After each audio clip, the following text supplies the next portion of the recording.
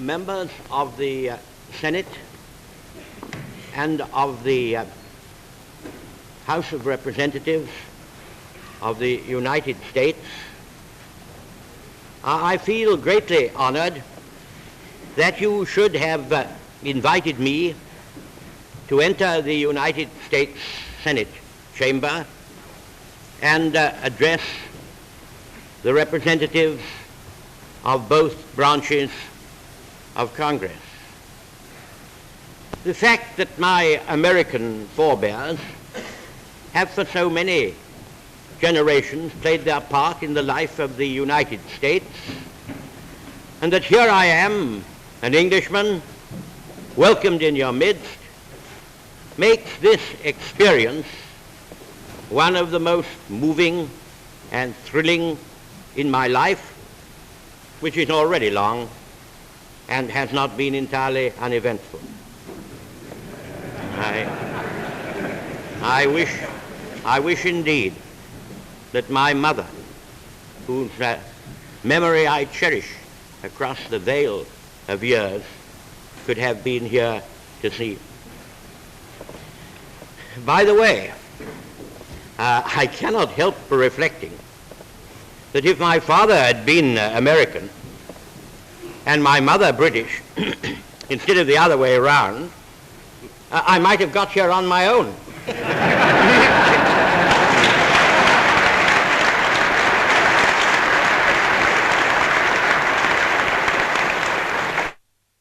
Like a fish out of water in a legislative assembly where English is spoken. I'm a child of the House of Commons. I was brought up in my father's house to believe in democracy. Trust the people. That was his message. I used to see him cheered at meetings and in the streets by crowds of working men way back in those aristocratic Victorian days when, as Disraeli said, the world was for the few and for the very few.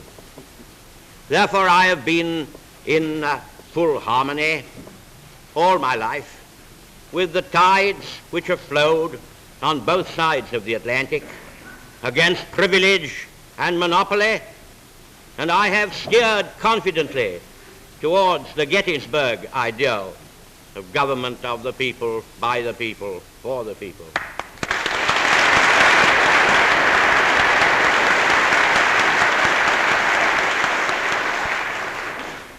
I owe my advancement entirely to the House of Commons, whose servant I am. In my country, as in yours, public men are proud to be the servants of the state and would be ashamed to be its masters.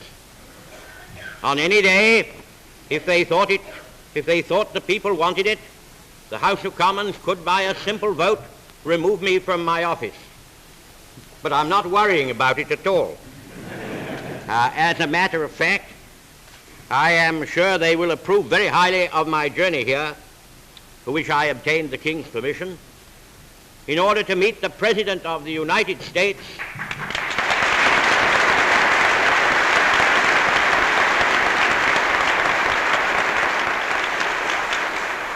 and to arrange with him for all that mapping out of our military plans and for all those intimate meetings of the high officers of the armed services in both countries, which are indispensable to the successful prosecution of the war. I should like to say, first of all, how much I have been impressed and encouraged by the breadth of view and sense of proportion which I have found in all quarters over here to which I've had access. Anyone who did not understand the size and solidarity of the foundations of the United States might easily have expected to find an excited, disturbed, self-centered atmosphere with all minds fixed upon the novel, startling, and painful episodes of sudden war as they hit America. After all, the United States have been attacked and set upon by three most powerfully armed dictator states, the greatest military power in Europe, the greatest military power in Asia. Japan, Germany, and Italy have all declared and are making war upon you, and a quarrel is open which can only end in their overthrow or yours. But here in Washington, in these memorable days, I have found an Olympian fortitude which, far from being based upon complacency, is only the mask of an inflexible purpose and the proof of a sure, well-grounded confidence in the final outcome. And their factions who have launched their peoples on the path of war and conquest know that they will be called to terrible account if they cannot beat down by force of arms the peoples they have assailed. They will stop at nothing. They have a vast accumulation of war weapons of all kinds. They have highly trained and disciplined armies, navies, and air services. They have plans and designs which have long been contrived and matured. They will stop at nothing that violence or treachery can suggest. It is quite true that on our side, our resources in manpower and materials are far greater than theirs. But only a portion of your resources are as yet mobilized and developed. And we both of us have much to learn in the cruel art of war. We have therefore, without doubt, a time of tribulation before us. In this same time, some ground will be lost, which it will be hard and costly to regain. Many disappointments and unpleasant surprises await us. Many of them will afflict us before the full marshalling of our latent and total power can be accomplished. For the best part of 20 years, the youth of Britain and America have been taught that war was evil, which is true, and that it would never come again, which has been proved false. For the best part of 20 years, the youth of Germany, of Japan, and Italy have been taught that aggressive war is the noblest duty of the citizen, and that it should be begun as soon as the necessary weapons and organization have been made. We have performed the duties and tasks of peace. They have plotted and planned for war.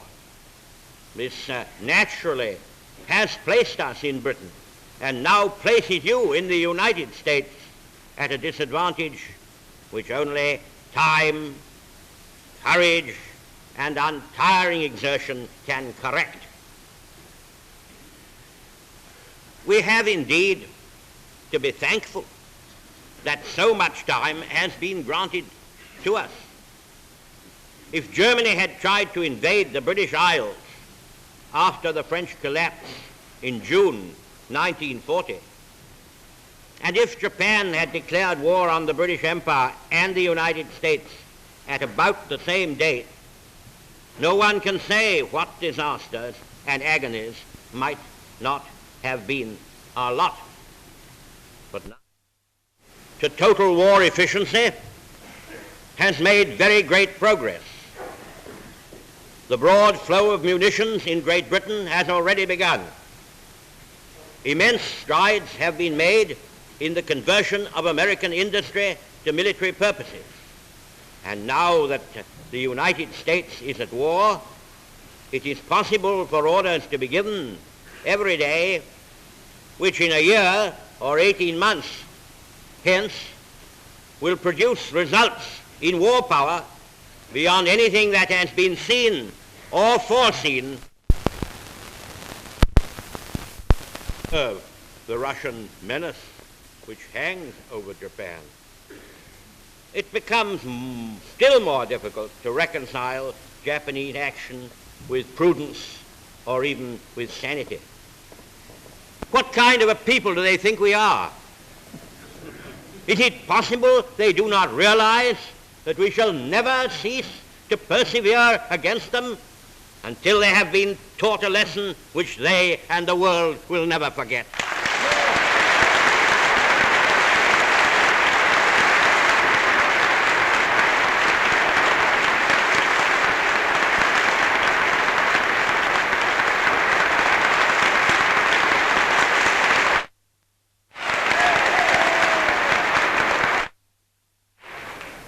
Members of the Senate and members of the House of Representatives, I will turn for one moment more from the turmoil and convulsions of the present to the broader spaces of the future. Here we are, together, facing a group of mighty foes who seek our ruin. Here we are, together, defending all that to free men is dear. Twice in a single generation, the catastrophe of world war has fallen upon us. Twice in our lifetime has the long arm of fate reached out across the oceans to bring the United States into the forefront of the battle. If we had kept together after the last war, if we had taken common measures for our safety, this renewal of the curse need never have fallen upon us.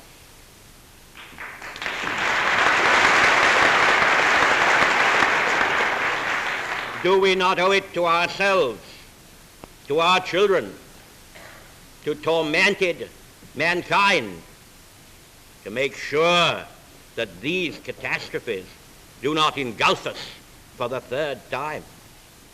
It has been proved that pestilences may break out in the old world, which carry their destructive ravages into the new world, from which, once they are afoot, the new world can not escape.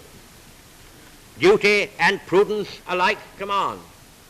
First, that the germ centers of hatred and revenge should be constantly and vigilantly served and treated in good time, and that an adequate organization should be set up to make sure that the pestilence can be controlled at its earliest beginnings before it spreads and rages throughout the entire earth.